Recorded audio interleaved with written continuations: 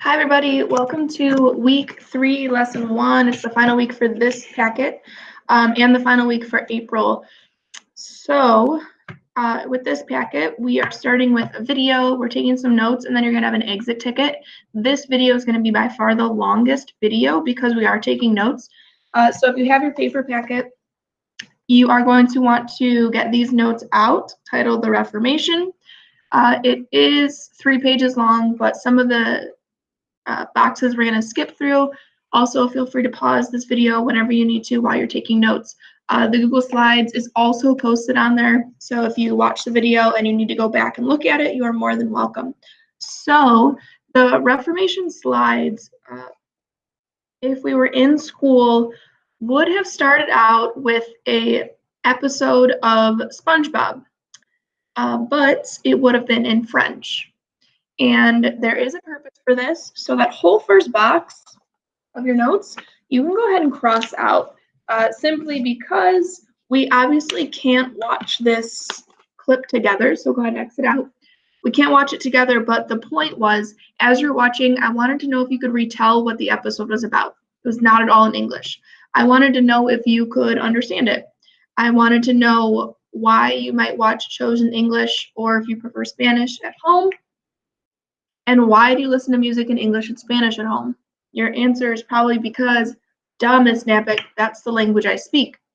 Well, when we're talking about this Reformation, this time of change, not being able to speak a language or read a language was a pretty big deal. So I went ahead and made this. So there's a text message, pretend one, with me and another student, and the student says, "Hi, Miss Nappick," and I respond. They say, "How are you?" And I respond. The student says, what? I respond. They say, I don't know what you're saying. And I respond.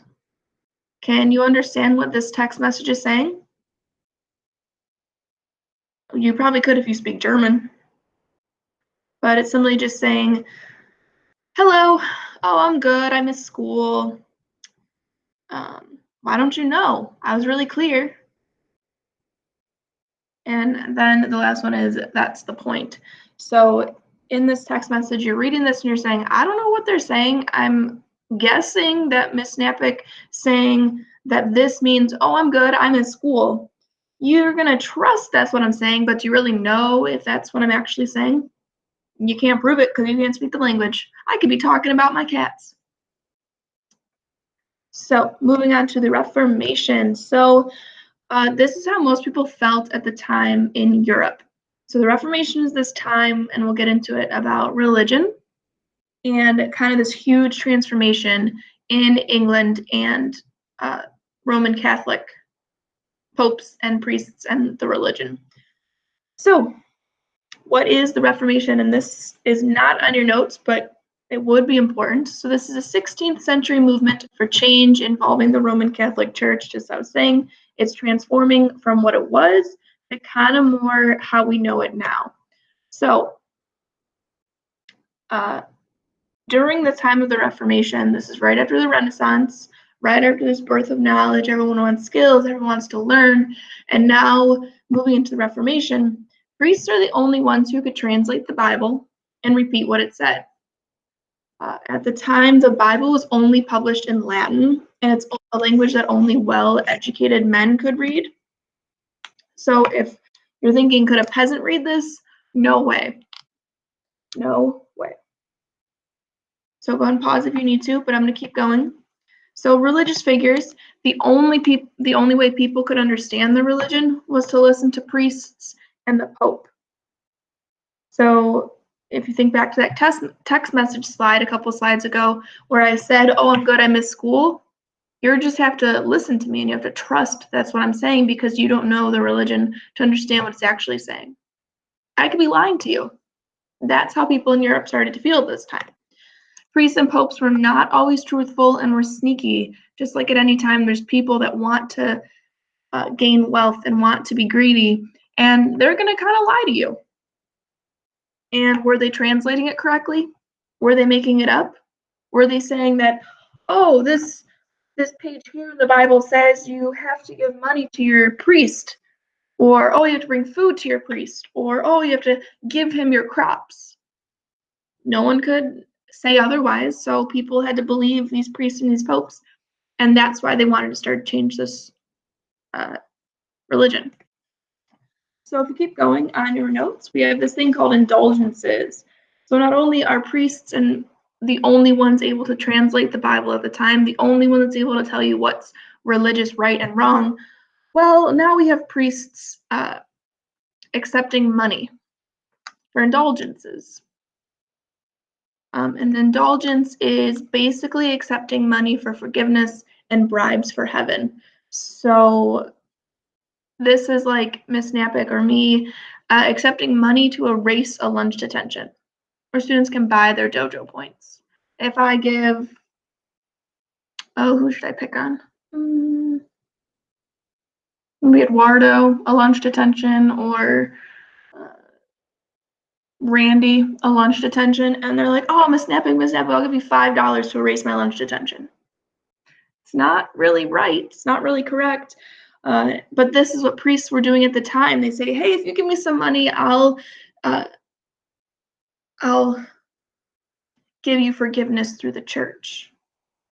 I'll let this sin, this bad thing, this bad deed that you did, I'll give you a pass, and you'll still get your way into heaven. You'll still get forgiveness.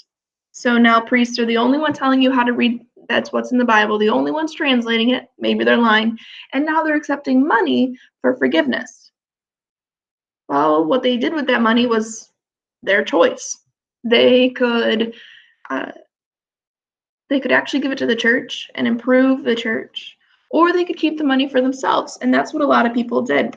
So here is an example of a priest who is accepting money for an indulgence, for forgiveness. I want you to go and try and think of an example. Do you think this is fair? I personally don't think this is fair. I don't think you should be able to buy your way into heaven or buy your way into forgiveness if that's the religion that you believe. There were also these people called heretics, and these are people who would go against the church, or someone who holds an opinion that goes against popular beliefs. So this is someone that would start arguing with the church, saying, hey, it's not right that you're accepting money for forgiveness, or hey, I want to know, like, are you actually reading that Bible correctly? So we're going to read, I don't know if we're going to read it actually. Yeah, we'll read it. So we're going to read a quote on how some heretics are treated, and it is a little bit graphic. So the furious inquisitors selected one of them who seemed more fervent or like reactive than the others, and was a priest, and ordered that he be tortured. So someone going against the church, the priest said, you know what, we're going to torture that man over there. The torturer entered with his assistants and tied the prisoner's hands behind his back. Then he had raised him up by means of a pulley attached to the roof of the house, which was very high. So you put your hands behind your back, and then you're going to start taking your hands and raising them up. After the prisoner had hung there for an hour, the rope was suddenly released. The idea that, broken by this intense pain, he would be defeated and confessed that he had once been a heretic.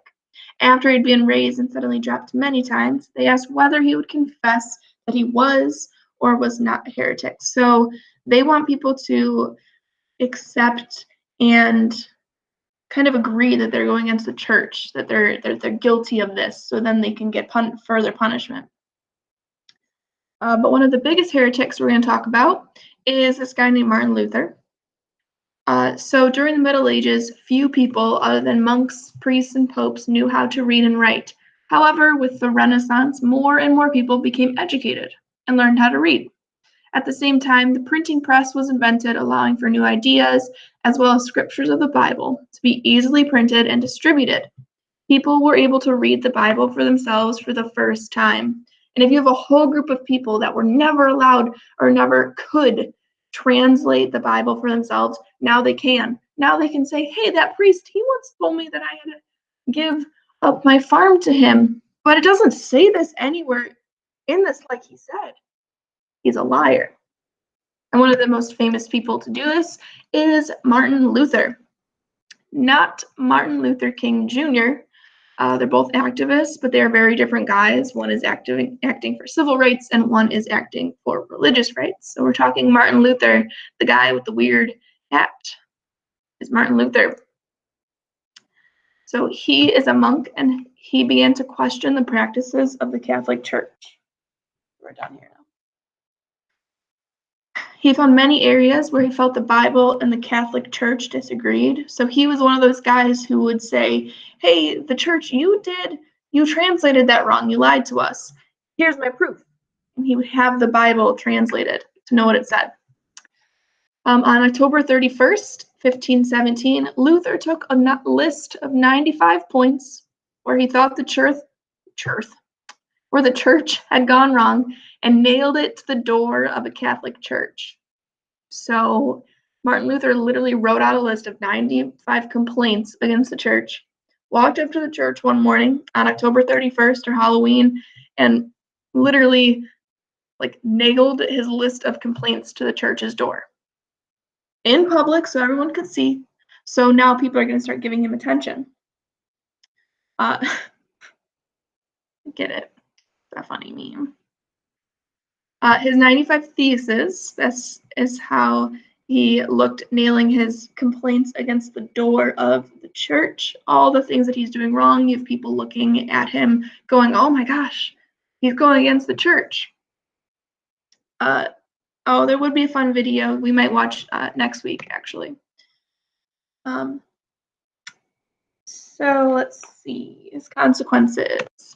So the Pope and the priests obviously are mad at Martin Luther that he just listed 95 problems and nailed them to the door of their church. So he excommunicates, which means he kicks him out, and he calls him a heretic, which you know from the primary source I read it in a couple slides ago, that people that were heretics are not treated well. Luther goes into hiding. He doesn't want to get caught. His ideas are diffused to other areas. Okay, what's diffused mean? I wish I had a class full of you so you could raise your hand and tell me, but diffused means to spread ideas, for ideas to move and spread throughout areas. His followers formed the first Protestant church or Lutheran church. So Martin Luther gains a bunch of followers because they also see that the church is lying to people, and they call themselves the Protestants. Now, if you look at the word Protestant, if you were to cross off A-N-T, you have the word protest. These are people literally protesting the church for what the church is doing at the time, which is incorrectly translating and taking money from people to forgive or to kind of pay their way into heaven. So we have people that are protesting the church.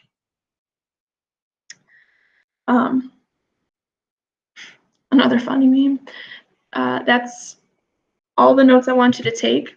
So now that you've taken the notes, you will find a Google form on Google Classroom that asks you a couple questions about what the notes had just said. Let's make sure we did everything for this. Oop, it's not what I wanted. Let's see, we watched the video, we did notes, and then you have your exit ticket. And that is it for this video. I'll catch you in the next two about the Reformation. Adios.